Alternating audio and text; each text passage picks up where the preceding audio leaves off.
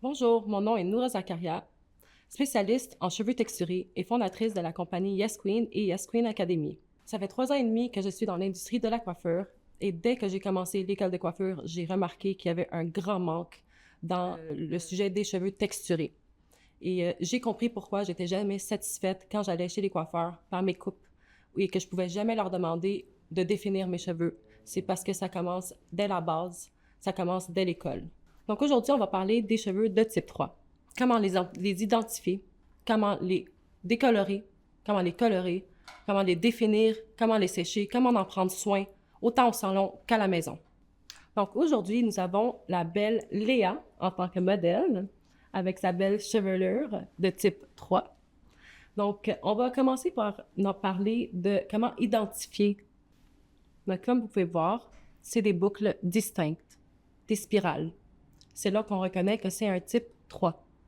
Est-ce que c'est possible d'avoir multiples types de cheveux dans la même tête? Oui, effectivement, c'est possible. Et ça, c'est quelque chose qui arrive tout le temps et il faut prendre ça en considération quand on va regarder la coupe plus tard. Donc, comme que j'ai dit, il y a 3 sous-types sous le type 3. Le 3A, le 3B et le 3C. Donc, le 3A, c'est la boucle plus lousse. C'est une boucle. Donc, c'est pas une ondulation.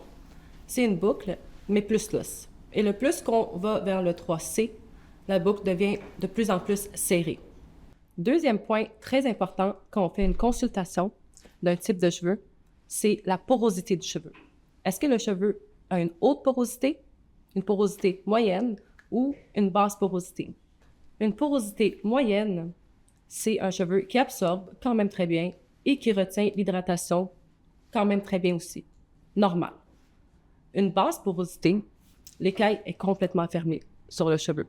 Donc, l'hydratation rentre très, très difficilement. Mais dès qu'elle est dans le cheveu, la rétention d'hydratation reste. Donc, est-ce que la personne, elle a beaucoup de cheveux, moyennement de cheveux ou pas beaucoup de cheveux?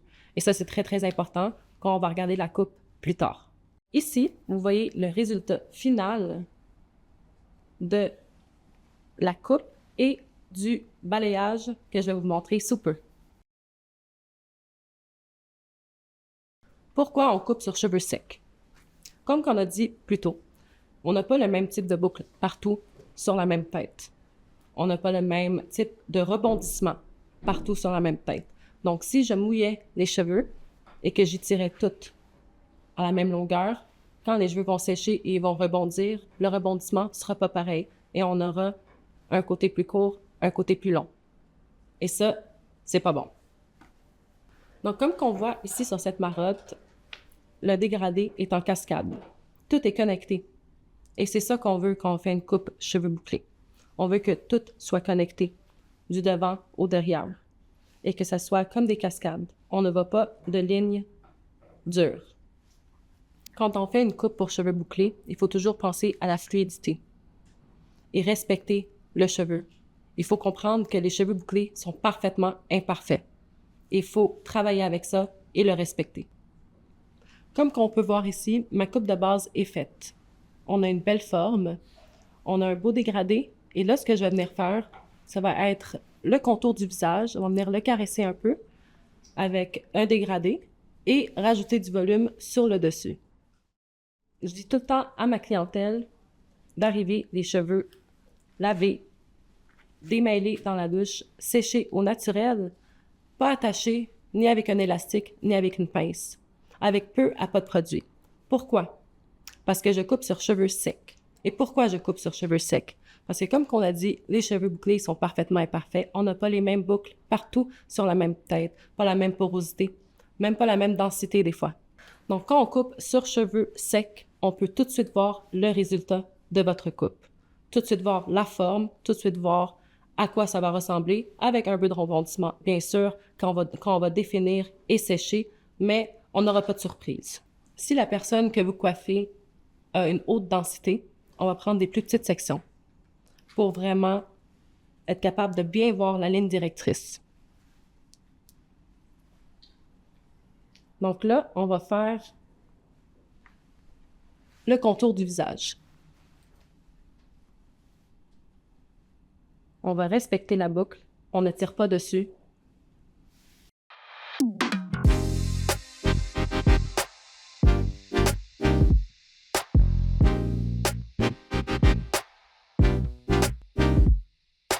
Donc, comme qu'on voit, la ligne directrice ici va en angle.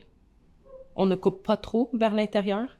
Des fois, on va juste venir donner un petit peu de pouce, mais sans écraser le cheveu, parce qu'on doit respecter le cheveu, comment il veut tomber. On fait juste l'aider un peu à aller vers l'avant et on coupe. Quand on n'est pas sûr, on ne retrouve plus vraiment la ligne directrice, on prend du recul, on regarde. Elle est où ma ligne? Regardez la ligne directrice et couper. Des fois, cette partie-là de la coupe, j'aime ça la faire à la fin complètement, quand la cliente est définie et séchée, parce que des fois, la cliente peut avoir un rebondi assez important. Donc, quand tu déduis que je suis pas trop sûre si je veux la faire maintenant, attends, définis, sèche, et après ça, viens faire le contour du visage sur des cheveux rebondis à 100%. Donc, comme on peut voir sur la coupe que j'ai faite, quelque chose de très simple, comme le contour du visage, a donné une forme encore plus intéressante à la marotte. Vous pouvez le voir ici, ça caresse plus le visage, et ici un peu moins. Maintenant qu'on a fini la coupe, je vais vous montrer comment on peut reproduire un beau balayage comme ça, assez fluide, sur des cheveux de type 3. Les cheveux texturés décolorent très rapidement. Souvent, c'est à cause de la porosité. Donc, j'ai Naila aujourd'hui avec moi, qui est mon assistante. Elle va m'aider avec mon balayage. Donc, je vais vous montrer un peu comment je fais mon montage de derrière. Et après ça, on va passer en avant pour vous montrer aussi le montage de devant. Donc, on prend une petite section ici pour faire des micro-mèches.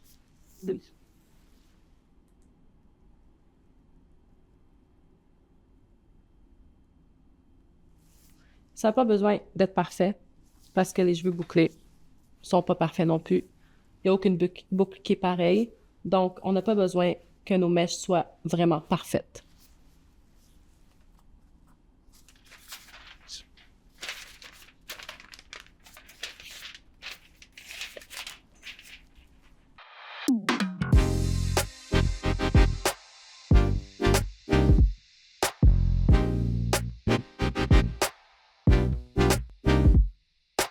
Les mini-mèches que j'ai faites ici, je les ai pris de la repousse. Ici, vous allez remarquer, je vais les prendre mi-cheveux. Et je vais tricoter. Pas besoin que ce soit parfait. Si votre cliente vous dit qu'elle lisse ses cheveux assez souvent, ce que j'aime faire des fois, pour pas que ce soit trop intense, c'est venir crêper un peu. Et quand on va brosser ça, ça va être encore plus fluide. Sur ma modèle Léa, je n'ai pas crêpé, puisqu'on voulait vraiment le look très bouclé, très intense, et ma modèle, elle ne lisse pas ses cheveux.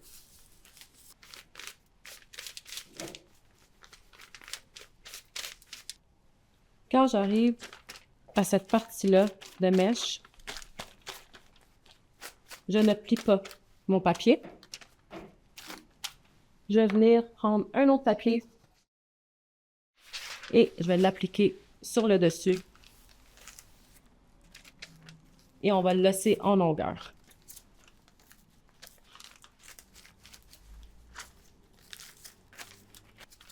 Pourquoi j'ai mis mon aluminium comme ça au lieu de plier? Avec une pliante à haute densité de cheveux, pour moi, c'est plus facile de vérifier mon aluminium, voir si mes mèches sont prêtes, que si je dois déplier un papier d'aluminium. À partir de ça, on va toujours faire un placement diagonal, horizontal, diagonal, horizontal. De l'autre côté, pareil. Juste attendre qu'on arrive au triangle en haut, où tous nos placements seront horizontaux. Un petit truc que j'aime faire au devant, c'est me créer un petit rectangle. Donc, on a créé un petit rectangle au devant et on va aller faire des mini-mèches en montant. 3 à 4 papiers. Et ça va venir faire un beau contour de visage pour les cheveux bouclés.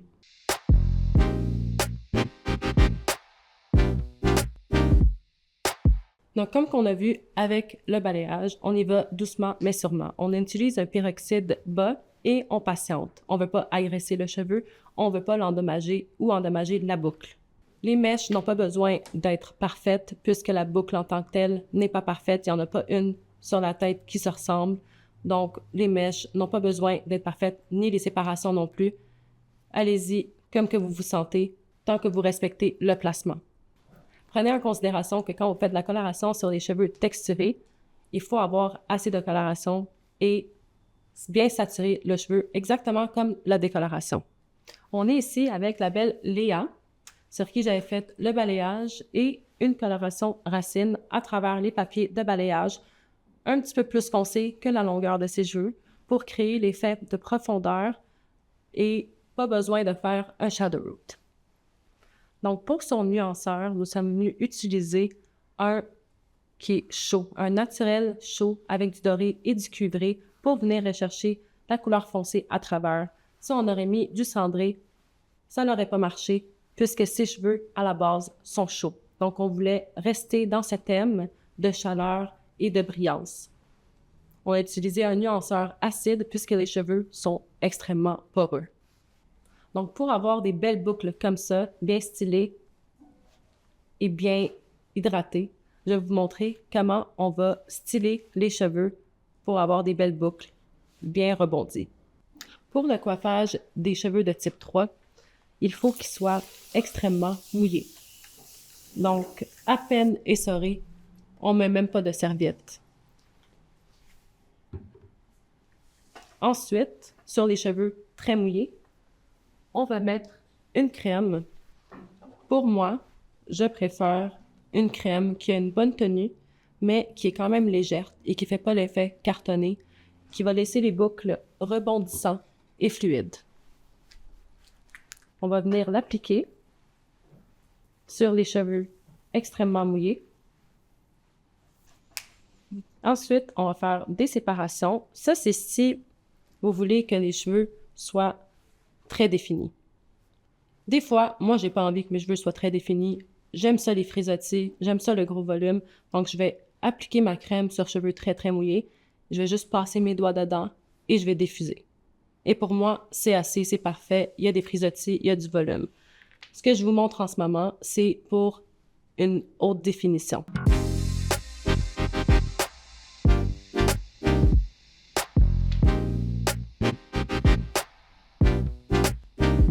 Et venir crunch. Vous entendez le bruit? Ça, c'est très important. Si on n'entend pas ça, les cheveux ne sont pas assez mouillés.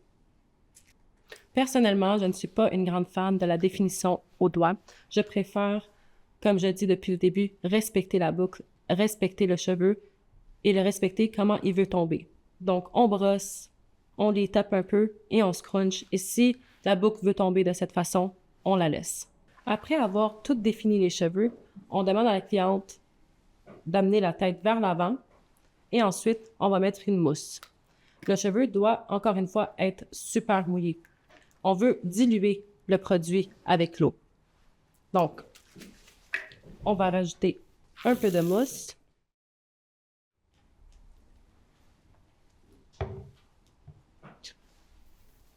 Et on va venir juste l'appliquer en douceur. Après avoir appliqué toute la mousse, on va venir scruncher très très doucement en enlevant l'excès d'eau. Puisque les produits sont dilués avec de l'eau, on n'aura pas l'effet crunchy. Ça sera très fluide et très rebondissant, même si on a mis de la mousse. Après avoir fini de cruncher, on va venir prendre une serviette et on va refaire la même chose avec la serviette. On ne veut pas de friction. La friction va faire des frisottis. Donc, on va y aller très doucement et on scrunch. Et on relâche. On scrunch et on relâche en enlevant l'excès d'eau. Comme ça, quand on va venir pour sécher, ça va pas prendre beaucoup trop de temps. Maintenant qu'on sait quel produit utiliser pour avoir une belle définition comme ça, on va regarder les produits que Léa ici elle aura besoin à la maison pour entretenir ses belles boucles. Donc, premièrement, un shampoing clarifiant pour redonner vie à nos cheveux, enlever tous les dépôts de produits, de métaux dans l'eau, de pollution. Ensuite, on fait un shampoing régulier. Donc, le shampoing clarifiant ne remplace pas votre shampoing hydratant. Et ensuite, on fait le masque hydratant et on finit toujours par le revitalisant, ce qui va venir fermer l'écaille du cheveu et garder l'hydratation dans le cheveu. Pour quelqu'un qui a les cheveux traités au décolorant, comme Léa ici, je lui conseillerais une semaine hydratation, une semaine réparation.